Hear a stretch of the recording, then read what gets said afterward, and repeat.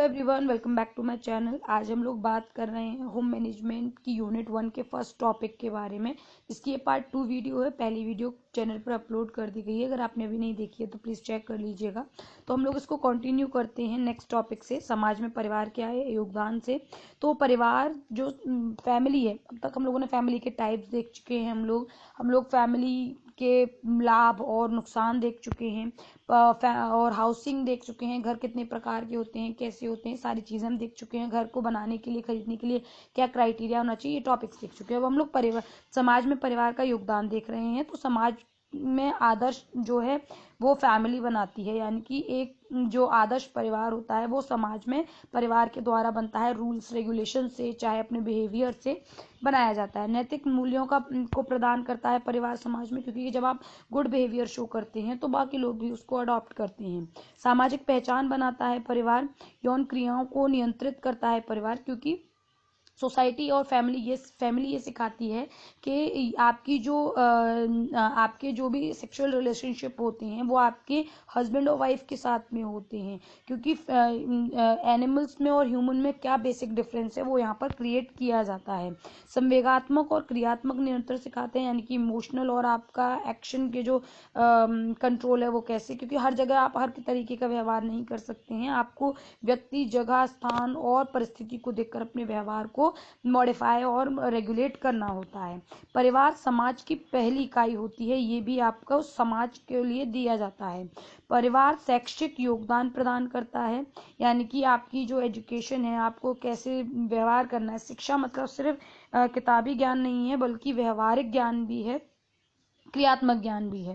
जीवन यापन की दशा निर्देशन में सहायक होता है, मतलब आपको कैसे अपनी लाइफ को एक्सपेंड करना है, कैसे यूटिलाइज करना है। सही गलत में भिन्नता की ज्ञान कराता है। तहजीब सिखाता है परिवार, और परिवार रिश्ते, स्तर और को संभालना भी सिखाता है कि किस तरीके से हमें अपनी फैमिली को, अपने रिलेशन को, अपने स्टैंडर्ड को मेंटेन रखना है। क्योंकि अगर आप में अहं की भावना रहेगी, जब आप आपका ईगो जब बहुत ज़्यादा बढ़ जाता है तो आपके परिवार, रिश्ते, आपकी सारी चीज़ें जो है वो ख़राब होने लगती हैं। तो ये सारी चीज़ें जो मेंटेन होती हैं वो आपकी फैमिली के थ्रू ही सीखी और सिखाई जाती हैं। अब आता है आदर्श भारतीय परिवार या घर। तो आदर्श भारतीय परिवार का आकर्षण केंद्र जो होता है वो निष्ठा, ईमानदारी और एकता होती है। मतलब फैमिली मेंबर एक दूसरे के साथ में ऑनेस्टी के साथ, यूनिटी के साथ और ट्रुथफुलनेस के साथ में एक दूसरे के साथ रहते हैं।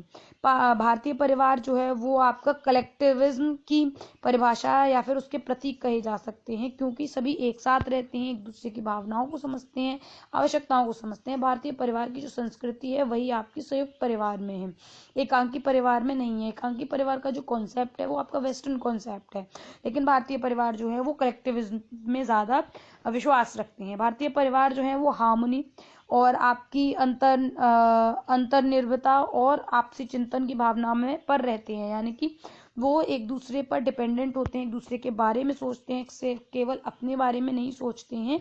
इस भावना पर एक भारतीय परिवार चलता है। पारिवारिक सदस्यों के साथ में सहयोगी रहते हैं। आपसी सहमति से पेशा, विवाह, जीवन साथी का चुनाव किया जाता है। भारतीय परिवारों में एक साथ रहकर सामान्य आय को साझा करते हैं, जो भी आपकी इनकम है उसको सब एक साथ इकट्ठा करके फिर उसके बाद घर का जो खर्चा है वो चलाया जाता है। पुत्र को इसमें विशेष अधिकार भारतीय परिवारों में देखने को मिलता है। नेक्स्ट आपका आता है housewife as a consumer. Definition of consumer rights, problems, sources and responsibilities, laws and acts related to the consumer.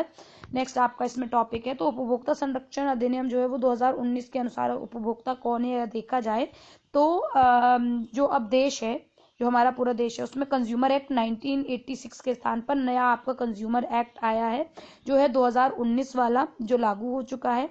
अधिनियम में धारा 27 में उपभोक्ता को फिर से परिभाषित किया गया है। इसमें बताया गया है कि उपभोक्ता कौन है, कंज्यूमर कौन है।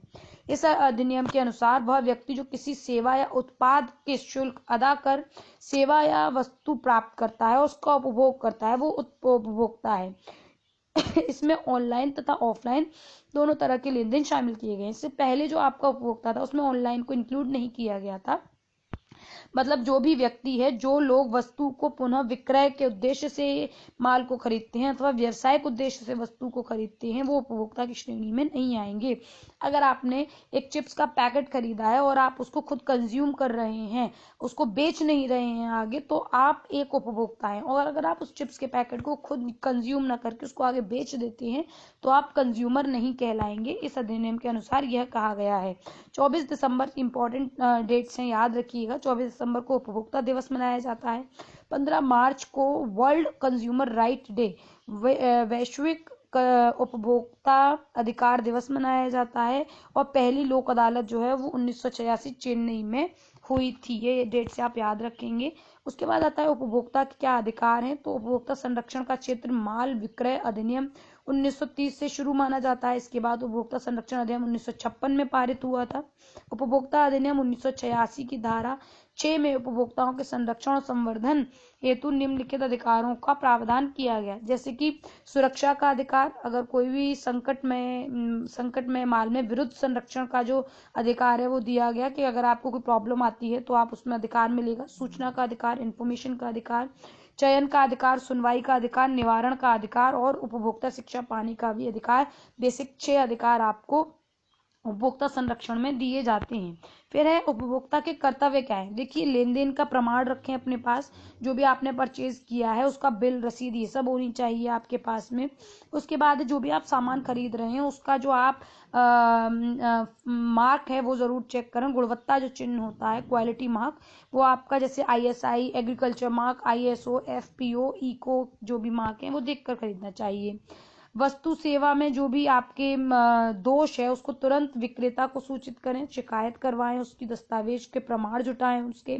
और ध्यान दें, आप खुद भी ध्यान दें कि इसके ऊपर उपभोक्ता न्यायालय में, राज्य सरकार, उपभोक्ता संगठन में वहां पर शिकायत करें और देखें कि वहां पर इसके ऊपर कार्यवाही हो रही है या नहीं। स्वयं सहायता का दायित्व लें, मतलब आप सेल्फ हेल्प करें अपनी, कि आपको लग रहा है कि यहाँ पर गलत हो रहा है तो आप खुद से आगे स्टेप अप हों। उसके बाद है उचित दावा करें, यानी कि केस भी करें। उत्पाद अथवा सेवाओं का उचित उपयोग करें, जो भी आपको सेवाएं मिल रही हैं उनका उपयोग करें। वस्तु का गारंटी या वारंटी कार्ड लेना ना भूलें। पैक की हुई सामग्री को खरीदें, यानी कि लूज सामान जो होता है, लूज दालें मिलती हैं, उनको परचेज ना करके पैक्ड को खरीदें, क्योंकि उस पर आपके पास प्रमाण होता है और आप उस पर केस कर सकते हैं अगर कोई भी दिक्कत होती है तो। नाप तौल, क्वालिटी, आपकी मिलावट, इन सभी चीजों का विशेष ध्यान रखें। और ये भी चेक करें कि जो भी आपका पैकेट है उसके पीछे उसकी एक्सपायरी डेट क्या है, उसमें क्या इंग्रेडिएंट्स डाले गए हैं, उसमें कहीं हानिकारक चीजों को ऐड तो नहीं किया गया है। फिर उपभोक्ता की क्या क्या समस्याएं होती हैं।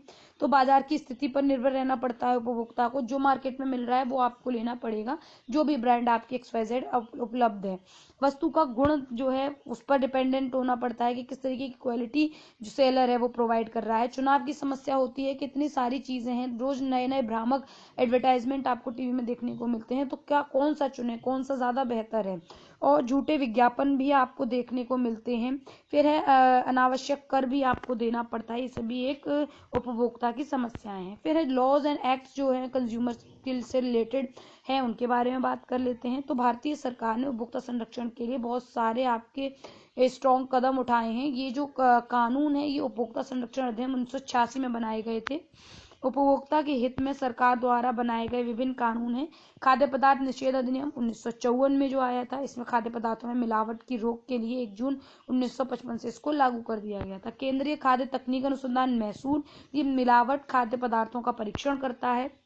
अंतर्राष्ट्रीय कोड एलिमेंटेंस कमीशन ये खाद्य एवं कृषि संगठन के तत्वाधीन में गठन किया गया। उसका उद्देश्य था कि उपभोक्ता को के स्वास्थ्य को बेहतर बनाए रखने के लिए, भोजन गुणवत्ता बनाए रखने के लिए, भोजन व्यापार को बढ़ावा देना। औषधियों एवं मादक पदार्थ अधिनियम 1940 में बनाया गया।